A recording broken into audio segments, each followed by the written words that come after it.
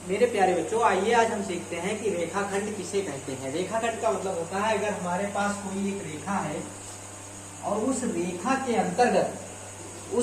अंतर्गत अगर हम दो अंत बिंदु निश्चित कर दें, एक बी का ए कर दें और दूसरा क्या कर दें, बी कर दें, तो किसी रेखा में अगर बिंदु निश्चित हो जाते हैं तो उसको हम रेखाखंड कहते हैं। क्या कहते हैं? रेखाखंड कहते हैं या लाइन सेगमेंट कहते हैं। तो ये भी जो है, ये भी को कहेंगे, ये भी रेखाखंड है। धन्यवाद।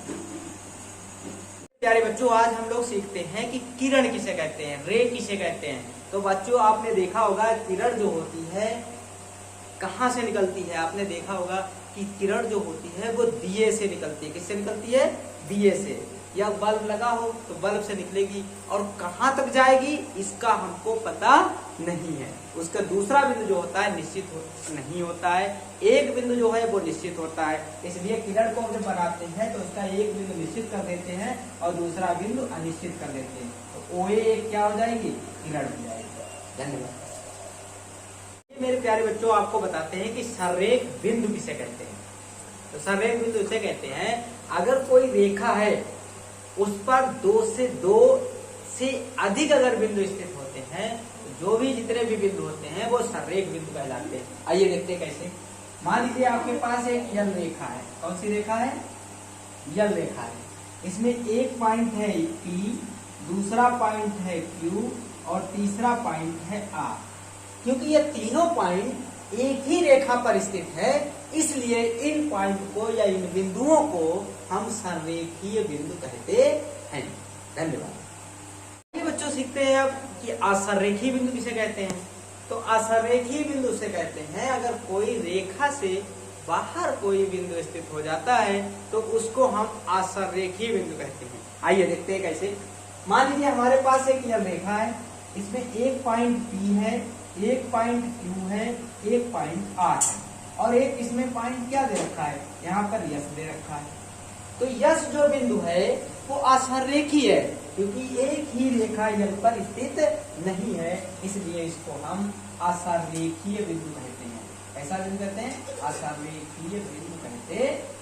असंरेखीय बिंदु कहते हैं। मेरे प्यारे बच्चों, सीखते हैं कोण किसे कहते हैं। तो मेरे प्यारे बच्चों, अगर आपके पास कोई दो किरणें हो, कितनी किरणें हो? दो। एक किरण मान लेते हैं ये है, इसका एक अंत बिंदु है OA और दूसरी कोई किरण हम ले लेते हैं इसी पर। जैसे मान लीजिए इस मार्कर को हमने लिया और ऐसे घुमा दिया तो ये किरण इधर जाएगी। तो इस जो ये बनता है इसको, इन दोनों किरणों में, इसको हम बच्चों क्या कहते हैं? कोण कहते हैं। क्या कहते हैं? कोण कहते हैं। तो अब कोण में क्या होता है बच्चों? ये कोण है और जो इन दोनों किरणों का, मान लीजिए वो भी है, दोनों किरणों का जो उभयनिष्ठ बिंदु होता है इसको मेरे प्यारे बच्चों शीर्ष कहते हैं। क्या कहते हैं? शीर्ष कहते हैं। क्या कहते हैं? शीर्ष। दोनों उभयनिष्ठ किरणों के बिंदु जो होता है उसको हम क्या बोलते हैं? शीर्ष बोलते हैं। धन्यवाद।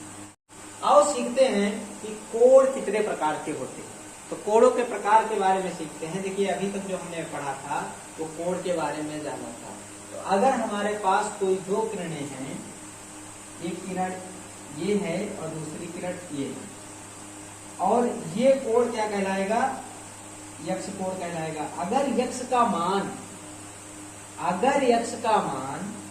0 डिग्री से हो बड़ा और यक्ष 90 डिग्री से हो छोटा, तो इस कोण को हम प्यारे बच्चों पहला कोण देते हैं, इसको कहते हैं न्यून कोण कहते हैं। कौन सा कोण कहते हैं? अगर हमारे पास ये कोण है, यक्ष माने या थीटा माने, थीटा का मान 0 अंश से क्या हो? बड़ा हो, 90 अंश से छोटा हो, तो उसको हम न्यून कोण कहते हैं।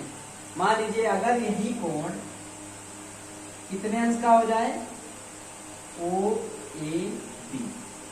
अगर यही कोण 90 डिग्री का हो जाएगा, अगर यक्ष का मान 90 डिग्री के बराबर हो जाता है, तो इसी कोण को हम लोग क्या कहते हैं? समकोण कहते हैं। कौन सा कोण कहते हैं? समकोण कहते हैं। अब मेरे प्यारे बच्चों, अगर कोई भी कोण 90 अंश से क्या हो जाए? थोड़ा सा बड़ा हो जाए। कितना बड़ा हो जाए? थोड़ा सा बड़ा हो जाए। परंतु अगर 90 से कोई कोण क्या हो बड़ा और 180 अंश से क्या कोण का मान हो छोटा, तो ऐसे कोण को हम लोग अधिक कोण कहते हैं। कौन सा कोण कहते हैं? अधिक कोण। समझ गए होंगे। अगर 90 अंश से बड़ा होगा, 90 मतलब 91 डिग्री का अगर कोण आपको मिल जाए तो आप समझिए उसका नाम क्या हो जाएगा? अधिक कोण हो जाएगा।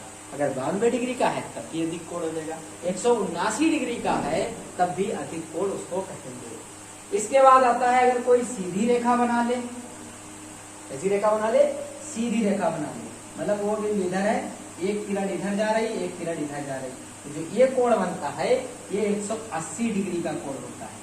तो 180 डिग्री का मतलब चांद दिख जाए तो आधा चांद बने, तो आप समझ जाइएगा कि वहां पर 180 डिग्री का कोण बन रहा है। तो कहने का मतलब अगर थीटा की वैल्यू 100 थीटा की वैल्यू या एक्स की वैल्यू 180 डिग्री हो जाए तो इसको हम चौथा कोण मान लेते हैं, इसको हम ऋजुरेखीय कोण कहते हैं। ऐसा कोण कहते हैं? ऋजुरेखीय कोण कहते हैं। ऋजुरेखीय भी कहते हैं और सरल कोण भी कहते हैं। कौन सा कोण कहते हैं?